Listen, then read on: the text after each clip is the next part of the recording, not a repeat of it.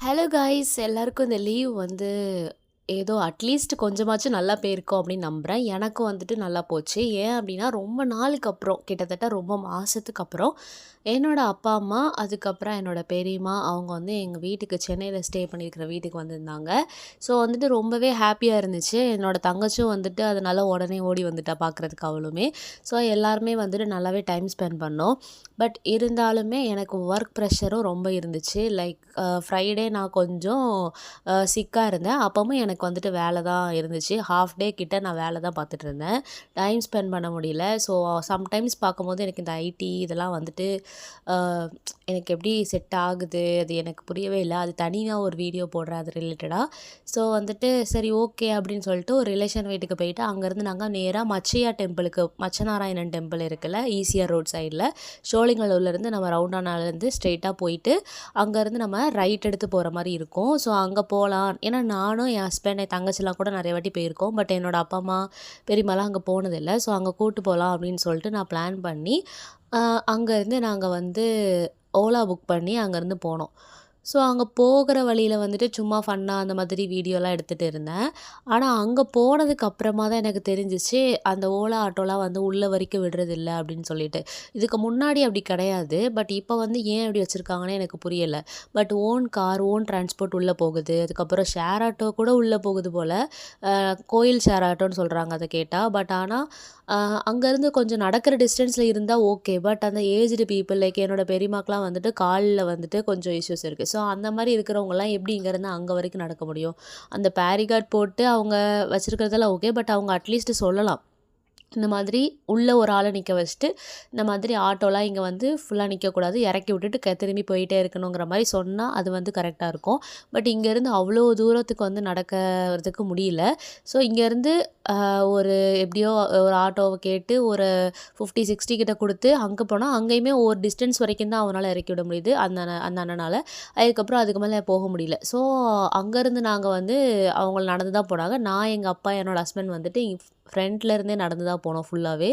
So உள்ளே போனால் நல்ல கூட்டம். ஏன்னா அடுத்த நாள் வந்து சிவராத்திரி வேறல்ல. ஸோ அதுக்கு முந்தின நாள் வந்துட்டு நல்லாவே கூட்டம் இருந்துச்சு உள்ளே. ஸோ நாங்கள் வந்து எக்ஸ்பெக்ட் பண்ணதே வேறு, கொஞ்சம் கூட்டம் இல்லாமல். ரொம்ப நடந்து வந்த டயர்ட்னஸில் வந்துட்டு என்னோடய பெரியம்மாவுக்கும் சரி எங்கள் அம்மாவுக்கும் கொஞ்சம் நல்ல குளிர் காற்று ஃபீவரிஷாக இருந்தனால வீட்டுக்கு போகலாம் அப்படின்னு சொல்லிட்டாங்க. பட் ஆனால் பீச் போய் பார்க்கணுன்னு நினச்சிருந்தேன். பட் முடியல. சரி ஓகேன்னு சொல்லிட்டு அங்கேருந்து நாங்கள் ரிட்டர்ன் ஆகிட்டோம். ஒரு டிஸப்பாயின்மெண்ட். வேலண்டைன்ஸ் டே வரல. ஸோ வந்து என்னோடய ஹஸ்பண்ட் வந்துட்டு காலையிலே க்யூட்டாக வந்து ஒரு போர்ட்டல் மாதிரி ரெடி பண்ணி அதில் வந்து லவ் லெட்டர்ஸ்லாம் மென்ஷன் பண்ணியிருந்தாங்க.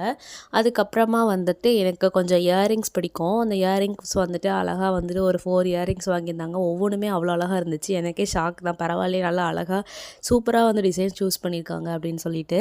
அதுக்கப்புறம் வந்து என்னோடய ஹஸ்பண்டோட பர்த்டே வீடியோ நான் முன்னாடி போட்டிருப்பேன். ஸோ அந்த டைமில் என் தங்கச்சி வந்து இங்கே இல்லைங்கிறதுனால அவளுமே வந்து வரும்போது அவங்களுக்காக வந்து ஒரு ஜோரோவா என்னமோ சொன்னாங்க என் ஹஸ்பண்ட் இவங்க நேமு. இந்த கேரக்டர் நேம் அனிமேல வரும். எங்கள் ஹஸ்பண்டுக்கு என்னோடய ஹஸ்பண்டுக்கு வந்துட்டு அனிமே ரொம்ப பிடிக்கிறதுனால அவள் அது வாங்கியிருந்தா. அப்புறம் ஹாட் வீல்ஸில் இந்த கார் வாங்கியிருந்தா. அதுவுமே சூப்பராக இருந்துச்சு. அதை வச்சு விளாண்டுட்டு வேறு இருந்தாங்க க்யூட்டாக. ஸோ இப்படி தான் போச்சு இந்த நாள். ரிட்டன் வந்துட்டோம். இங்கே வந்துட்டு அதுக்கப்புறமா வீட்டில் தான் இருந்து டைம் ஸ்பெண்ட் பண்ணிவிட்டு அடுத்த நாள் வந்துட்டு அவங்க கிளம்புனாங்க. ஸோ அப்பா தான் வந்துட்டு ஃபுல்லாக அந்த பேக்கிங்லாம் வந்துட்டு ட்ரெயினில் போகிறதுக்கு அழகாக வந்து மடித்து போட்டுட்ருந்தாங்க. அந்த டைமில் இட்லி கடை படம் வேறு டிவியில் ஓடிட்டு இருந்துச்சு. ஸோ வந்து ஃபன் பண்ணிகிட்டு இருந்தோம். அந்த மாதிரி நம்மளும் ஒரு கடை போட்டுடலாம், நீங்கள் பார்சல் போடுங்க. ஹஸ்பண்ட் வந்துட்டு வில் கவுண்டரில் நிற்பாங்க. பெரியம்மா வந்துட்டு உள்ளே ரெசிபிலாம் சொல்லிகிட்டு இருப்பாங்க. அந்த மாதிரி பேசிகிட்டு இருந்தோம். இந்த மாதிரி கதை வந்து எல்லா வீட்லேயும் கண்டிப்பாக ஓடிட்டு இருந்திருக்கும். பட் இந்த லீவ் வந்து எனக்கு ஓவராலாக ஒரு மாதிரி மிஸ்டு எமோஷனாக இருந்துச்சு. எல்லோரும் வந்திருக்காங்க, அந்த ஹாப்பினஸ் இருந்தாலும் அதே நேரத்தில் அவங்க கூட ஃபுல் அண்ட் ஃபுல் நல்லா டைம் ஸ்பெண்ட் பண்ண முடியலையே, அந்த மாதிரி எனக்கு ஒரு ஃபீல் இருந்துகிட்டே தான் இருந்துச்சு.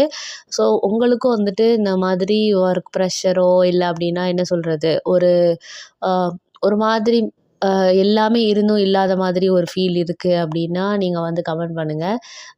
ஸோ வந்துட்டு இன்னும் வரப்போகிற நாள்லையாவது நான் வந்து கொஞ்சம் பீஸ்ஃபுல்லாக நல்லபடியாக டைம் ஸ்பெண்ட் பண்ணுற அளவுக்கு ஒரு நல்ல பொசிஷனில் இருக்கணும் அப்படின்னு சொல்லிட்டு நான் நினைக்கிறேன், நம்புகிறேன். ஸோ ஹெல்த்தை பார்த்துக்கோங்க. இந்த ஷார்ட் வீடியோ வந்து ஜஸ்ட் இந்த 2 நாளை வந்து ஷேர் பண்ணுறதுக்காக மட்டும்தான்.